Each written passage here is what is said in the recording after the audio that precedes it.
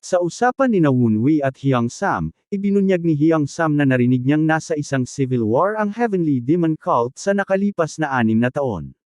Ipinaliwanag ni Wunwi na 2 buwan na ang nakalipas mula nang ipotos niya kay Hyang Sam na dalhin ang mga pinakabagong balita mula sa martial realm. Alam niyang may oras nang lumipas matapos niyang gamitin ang Wheel of Reincarnation, ngunit hindi niya inaasahang ganito kalaki ang agwat. Nang marinig niyang 6 na taon na ang lumipas, nakaramdam siya ng kaunting pagkadismaya. Sinabi ni Hyang Sam na ang Heavenly Demon ng panahong iyon ay nawawala. Nagulat si Wunwi at tinanong kung ano ang ibig sabihin nito. Pinaliwanag ni Hyang Sam na sinasabing ito ay bahagi ng isang matagal ng plano ng Heavenly Demon Cult, kaya lahat ay natatakot kung kailan at saan muli itong lilito. Dahil dito, wala nang ideya si Wunwi kung buhay pa ang kanyang master. Bagamat maliit lang ang pag-asa, pinanghahawakan niya ito. Gusto niyang pumunta agad sa Tanshan Mountains, ngunit kulang siya sa lakas, impormasyon, at pera, lalo na ang impormasyon. Habang nagsasanay siya ng martial arts, napagtanto niyang ang mga tridor ay gumagamit din ng iba't ibang pamamaraan upang hanapin ang kanilang master. Kung hindi pa nila ito natagpuan, nangangahulugan lamang na kailangan niya ng impormasyon na kasing husay o mas mahusay pa sa kanila. Napag-alaman niyang bibisita ang Dark Sovereign ng Tang Clan sa Nine Dragons Division. Ang Dark Sovereign, si Tang Munek, ay pinuno ng Sichuan Tang Clan at isa sa 10 Grandmasters sa ilalim ng langit. May balitang magbubuo ang Dark Sovereign ng bagong espesyal na martial unit. Kung makakasali si Wunwi sa unit na iyon, magagamit niya ang information network ng Tang Clan upang madagdagan ang kanyang tsansa na matagpuan ang kanyang master. Habang iniisip ito, lumapit ang isang maliit na gagamba at sinabi na mukhang maaabot na ni Wunwi ang breakthrough sa 12 Fierce Tiger Steps. Ang teknik na ito ay isa sa pinakamahusay na batayang martial arts na naipasa sa mga vagabond, na nagpapahintulot sa gumagamit nito na gamitin ang buong katawan bilang sandata. Ayon kay Wunwi, ito ang resulta ng pagpapalakas niya ng kanyang katawan sa pamamagitan ng matinding pagsasanay, paglilinis ng kanyang pressure points at meridians gamit ang Venom Dragon Art, at pagkain ng mga ghost orbs. Tinatanong ni Wunwi kung kailangan pa ba niyang kumain ng Bego Pills ulit. Sinabi ng gagamba na wala siyang magagawa dahil napakahigpit ng seguridad. Nalaman na ang gagamba ay isa sa mga elder na nasa katawan ng gagamba. Binalaan siya ni Wunwi na gagawin siyang orb kung hindi ito magpapakabit. Nagmakaawa ang elder, sinasabing ginawa niya ang lahat ng kanyang makakaya. Sumang-ayon si Wunwi at tinanong kung may natutunan siyang bago, tulad ng lokasyon ng Dark Sovereign. Sinabi ng gagamba na hindi niya tiyak ang eksaktong lokasyon ngunit nalaman niyang bumalik na si Yong matapos ang seclusion training nito. Napaisip si Wunwi, sinasabing may loika ito dahil bumalik si Yong dahil sa Dark Sovereign. Ipinaalam ng gagamba kay Wunwi na paparating na ang Dark Sovereign. Nang tanungin kung iyon na ba ang lahat ng impormasyon, sinabi nitong nakita rin niya si Yu Chong na nakikipagsabuatan sa kanyang inalaban kay Wunwi. Tinanong ni Wunwi kung ano ang plano ni na Yu Chong at Sunny Yang, sinabing sabihin na lahat. Matapos ipaliwanag ng gagamba, natawa si Wunwi at sinabing gusto lang talaga siyang pahiyain ng mga ito sa pagdating ng Dark Sovereign. Naniniwala ang mga ito na may sumusuporta sa kanya mula sa anino. Tumawa siya, sinasabing sila na mismo ang gumagawa ng kwento, pero mas mahalaga, ang rekomendasyon para sa espesyal na unit ay isang malaking oportunidad para sa kanya. Bagamat hindi niya gusto ang kanilang intensyong pahiyain siya, inaasahan niyang ito ang magdadala ng malaking pakinabang para sa kanya. Tumuktok si Hyang Sam sa pinto, kaya sinabi ni Wunwi na pumasok ito. Dumating siya bitbit ang ilang gamot.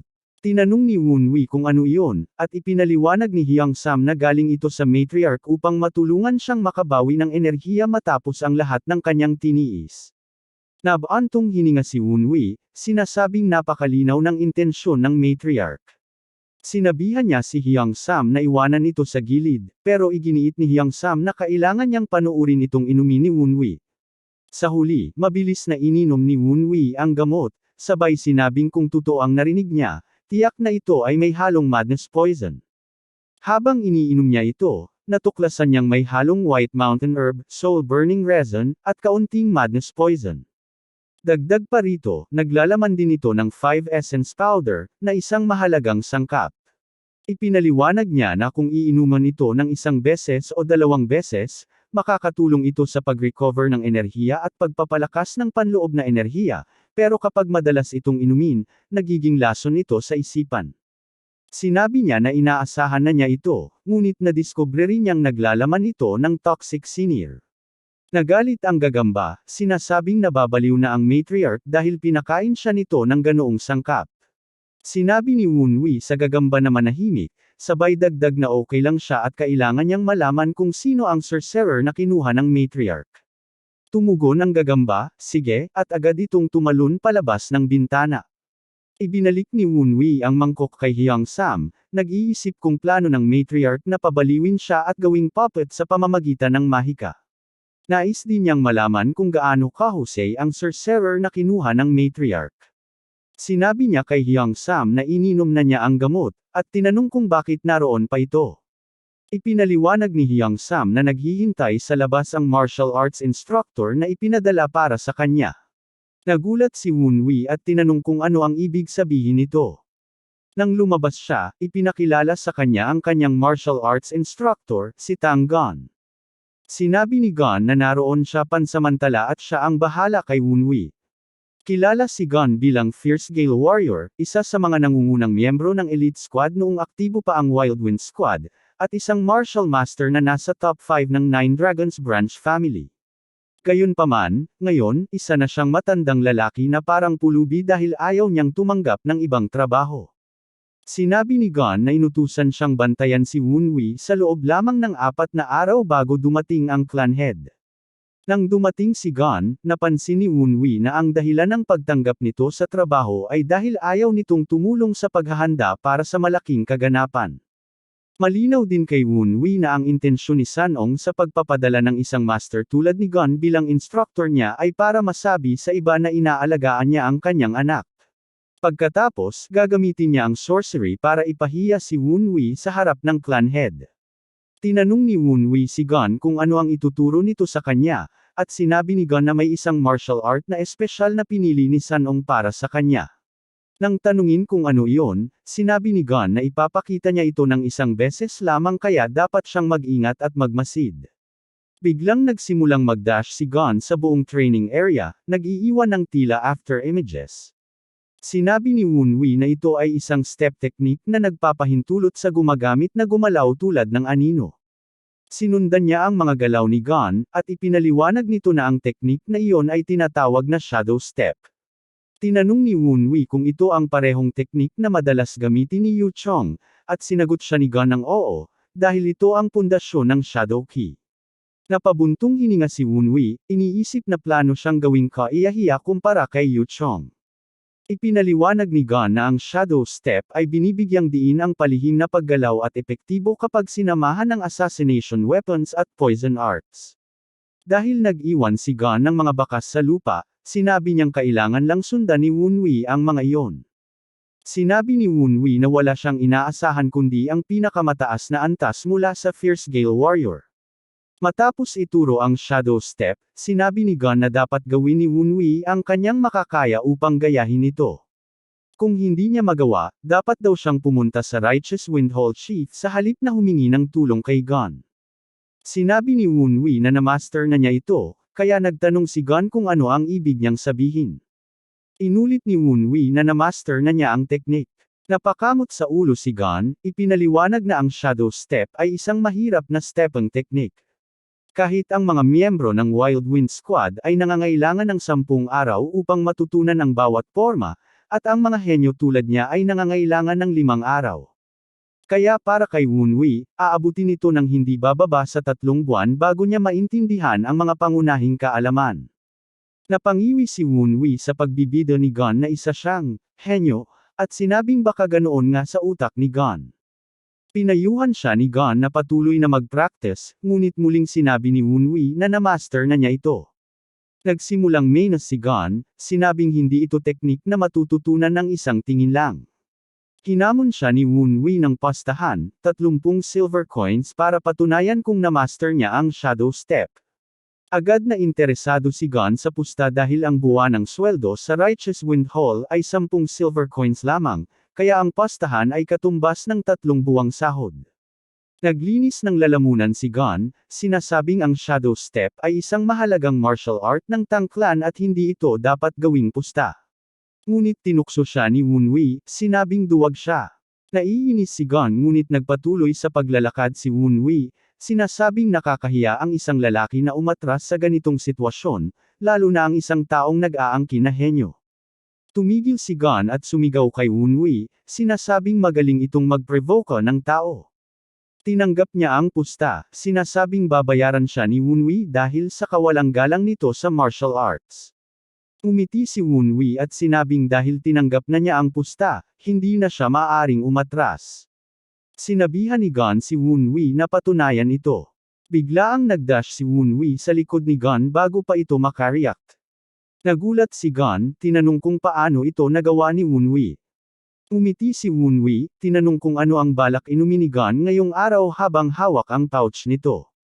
Sinabi niyang mabigat ito. Nagsimulang kabahan si Gon, sinabing imposible ito. Tinawag niya itong pandaraya, tinatanong kung paano natutunan ni Wunwei ang technique. Sabi ni Wunwei, kakasimula niya lang matutunan ang Shadow Step ngayon lang. Tinanong niya si Gon kung naniniwala ito na may pagkakataon siyang matutunan ang martial arts ng mas maaga. Sumagot si Gon na totoo iyon, pero tinanong niya kung paano natutunan ni Wunwei ang Shadow Step sa unang tingin lang. Sabi ni Wunwei, hindi niya inakala na ganoon pala kapete si Gon, hindi marunong umamin ng pagkatalo. Tinanong niya si Gon kung gusto nitong subukan ulit. Pero sabi ni Gon, hindi na niya susubukan ulit. Ang sabi naman ni Wunwei, pwede naman niyang subukan ang ibang martial art dahil masyado nang boring kung isa lang ang ginagawa. Sinimulan ulit ni Wunwei na asarin si Gon, tinatanong kung nasa napakalaking disadvantage ba siya dahil sobrang talino niya. Sabi ni Wunwei, kung gaano kaliit ang pusta ni Gon, ganoon din siguro kaliit ang kumpiyansa niya sa sarili. Sinabi ni Gon na maghintay lang si Wunwei dahil pupunta siya sa bangko para kumuha ng pera. Habang naglalakad palayo si Gon, tawang-tawa si Wunwei sa loob niya at sinabing napakadali nito para sa kanya. Dagdag pa ni Gon habang naglalakad, marami pa siyang alam na mga lihim na teknik na mas mahirap kaysa sa Shadow Step.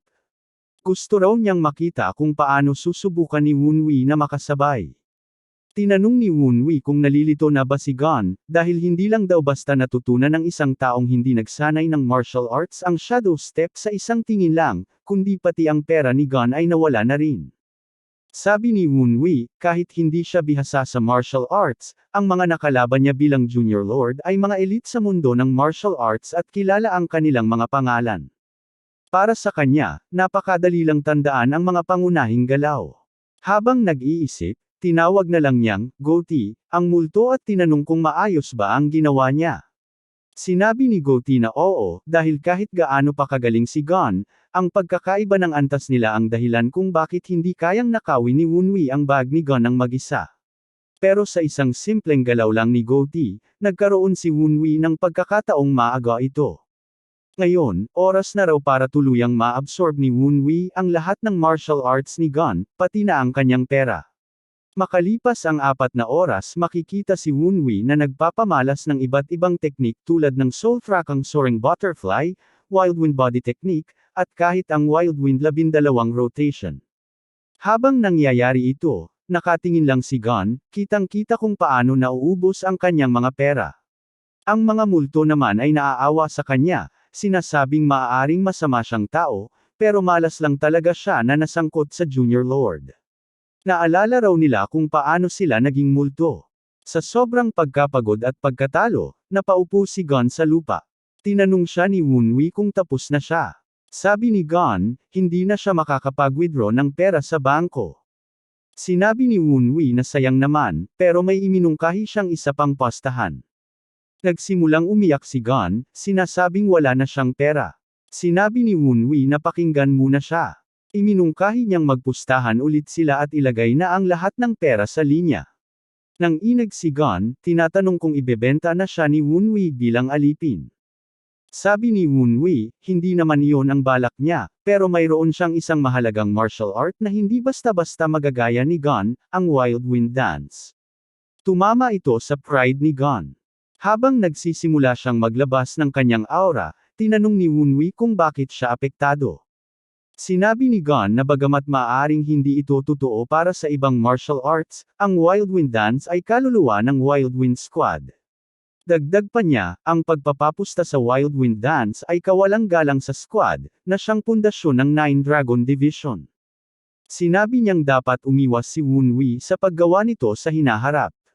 Nagulat si Wunwi dahil bagamat mukhang playboy si Gon, lumalabas na isa pala itong tunay na fierce scale warrior. Tinanong niya si Gon kung naniniwala itong wala siyang karapatan matutunan ang Wild Wind Dance. Sinabi ni Gon na mayroon naman si Wunwi, dahil isa siya sa mga disipulo ng pamilya. Ipinaliwanag ni Gon na ipinakita na niya ang teknik na ito sa unang dalagang tagapagmana at sa ikatlong batang master, kaya hindi na isyo kung ipakita niya rin ito kay Wunwi. Ngunit sinabi ni Wunwi na hindi iyon ang karapatang tinutukoy niya. Tinanong ni Wunwi kung ano ang kaugnayan ng lineage sa usapan, at kung sa pananaw ni Gon, may kakayahan ba siyang maging tagapagmana ng Wild Wind Squad. Nagtaka si Gon kung ano ang pinagsasabi ni Wunwi, at biglang sumigaw si Wunwi, tinatanong kung naniniwala ba si Gon na may talento siya para maging isang Wild Wind.